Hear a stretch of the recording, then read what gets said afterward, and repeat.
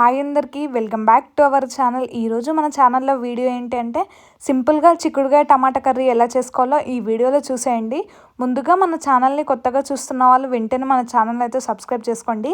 ఈ విధంగా చిక్కుడుగాయ కర్రీ చేస్తే టేస్ట్ అనేది చాలా బాగుంటుంది.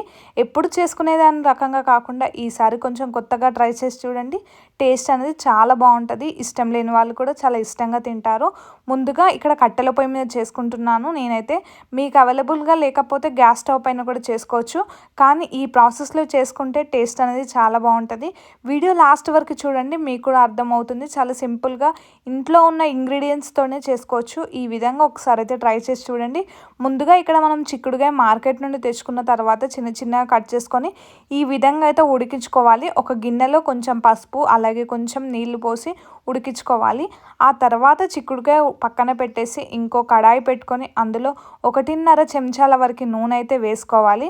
కొంచెం నూనె వేడెక్కిన తర్వాత 1 టేబుల్ స్పూన్ జీలకర్ర అలాగే కొంచెం ఆవాలు వేసుకోవాలి. ముందుగా ఈ కర్రీ చేసేటప్పుడైతే ఒక ఉల్లిగడ్డ అలాగే కొన్ని పచ్చిమిర్చి మిక్సీ పట్టుకొని పెట్టుకోవాలి. ఒక 5 లేదా 6 పచ్చిమిర్చి మిక్సీ పట్టుకొని పెట్టుకోవాలి. ఎందుకంటే చిక్కుడుగాయ టమాటాలో కారం వేసి చేసుకున్న కొంచెం పచ్చిమిర్చి పేస్ట్ వేసుకుంటే టేస్ట్ అనేది చాలా బాగుంటుంది.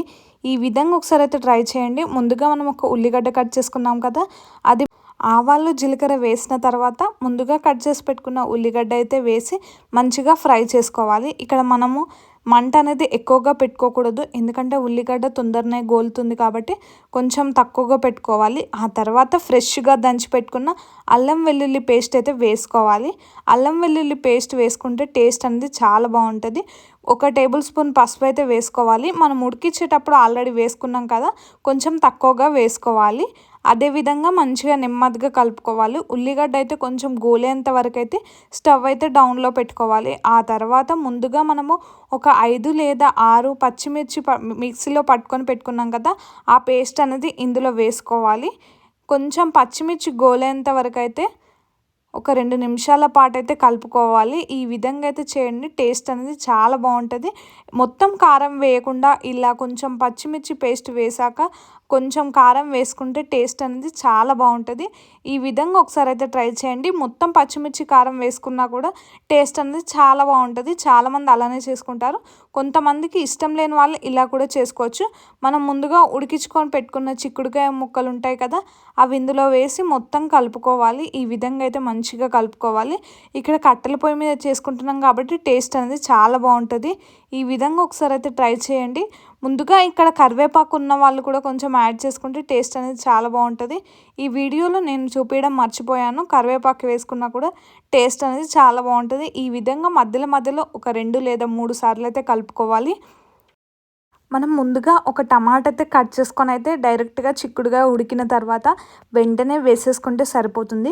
ఎందుకంటే చిక్కుడుగాయ కొంచెం గోలిన తర్వాత ఇంకా కొంచెం కాస్త గోలాలి కాబట్టి ఆ టమాటా కూడా ఇందులోనే ఉడికిపోతుంది. కాబట్టి చిక్కుడుగాయ గోలిన తర్వాత టమాటా ముక్కలు అయితే చిన్న చిన్న కట్ చేసుకొని అయితే వేసుకోవాలి. ఒక టమాటా వేసుకుంటే సరిపోతుంది, టేస్ట్ అయితే చాలా బాగుంటుంది. అదేవిధంగా ఒక 2 లేదా 3 నిమిషాల పాటు అయితే మూత పెట్టుకోవాలి. ఎందుకంటే ఇక్కడ మనకి టమాటాలు అయితే తొందరగా ఉడికిపోవాలి కాబట్టి ఒక 2 నిమిషాల పాటు అయితే మూత పెట్టుకోవాలి. ఆ తర్వాత మనం ఇక్కడ టమాటాలు ఉడికినాయా లేదో చూసుకోవాలి. అదేవిధంగా మళ్ళీ ఒక్కసారి కలుపుకొని మూత పెట్టుకోవాలి. చిక్కుడుగా ఊకే కలపడం వల్ల కింద అనేది అడుగంటకూడదు, అందుకని చెప్పేసి మనం ఊకే కలుపుతూనే ఉండాలి.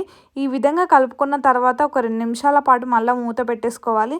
ఆ తర్వాత కొంచెం గోలిన తర్వాత 1 టేబుల్ స్పూన్ కారం అయితే వేసుకోవాలి. ఎందుకంటే ఇక్కడ మేము పచ్చిమిర్చి వేసుకున్నాం కదా, ఆల్రెడీ పేస్ట్ వేసుకున్నాం కదా, మళ్ళీ కారం ఎందుకు అని అనుకుంటారా. మొత్తం పచ్చిమిర్చి పేస్ట్ వేయకుండా ఇలా కొంచెం అది కొంచెం ఇది వేసుకుంటే టేస్ట్ అనేది చాలా బాగుంటుంది. అదేవిధంగా 1 టేబుల్ స్పూన్ ఉప్పు అయితే వేసుకోవాలి. ఇవన్నీ వేసుకొని అయితే మంచిగా కలుపుకోవాలి. బయట నుండి తెచ్చిన ఎలాంటి మసాలాలు అయితే ఇందులో వేయట్లేదు. ఇష్టం ఉన్న వాళ్ళు ధనియాల పొడి వేసుకుంటే సరిపోతుంది. లాస్ట్లో కొత్తిమీరాకు వేసుకున్నా కూడా సరిపోతుంది. ఈ విధంగా ట్రై చేయండి, టేస్ట్ అనేది చాలా బాగుంటుంది. ఇది మక్క రొట్టె కానీ అలాగే జొన్న రొట్టె కానీ చపాతీలో కానీ పెట్టుకొని తింటుంటే టేస్ట్ అనేది చాలా బాగుంటుంది. ఈ విధంగా ఒకసారి అయితే ట్రై చేయండి. ముందుగా లాస్ట్లో అయితే కొంచెం కొత్తిమీరాకు యాడ్ చేసుకుంటే సరిపోతుంది. టమాటా చిక్కుడుకాయ కర్రీ అయితే రెడీ అయిపోయినట్టే. టేస్ట్ అనేది చాలా బాగుంటుంది.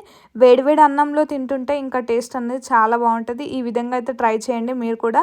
అలాగే మన ఛానల్ని కొత్తగా చూస్తున్న వాళ్ళు వెంటనే మన ఛానల్ అయితే సబ్స్క్రైబ్ చేసుకోండి. మన ఛానల్లో ఉన్న వీడియోస్ అన్నీ మీరందరూ తప్పకుండా చూడండి. ఇంకా మంచి మంచి రెసిపీస్ ఉన్నాయి మన ఛానల్లో. అవన్నీ చూసి ఒకసారి మీరు కూడా ట్రై చేయండి. అలాగే మన ఛానల్ని కొత్తగా చూస్తున్న వాళ్ళు వెంటనే సబ్స్క్రైబ్ చేసుకోండి. ఈ విధంగా కట్టెల పొయ్యి మీద మీరు కూడా ట్రై చేసి చూడండి. టేస్ట్ అనేది చాలా బాగుంటుంది. ఒక్కసారి ట్రై చేశాక అస్సలు వదిలిపెట్టారు. ఇలా కట్టెల పొయ్యి మీద వంటలు టేస్ట్ అనేది చాలా బాగుంటుంది. ఈ వీడియో మీ అందరికీ నచ్చిందని నేనైతే అనుకుంటున్నాను. ఈ వీడియో చూసాక ఒక చిన్న లైక్ అయితే ఇవ్వండి.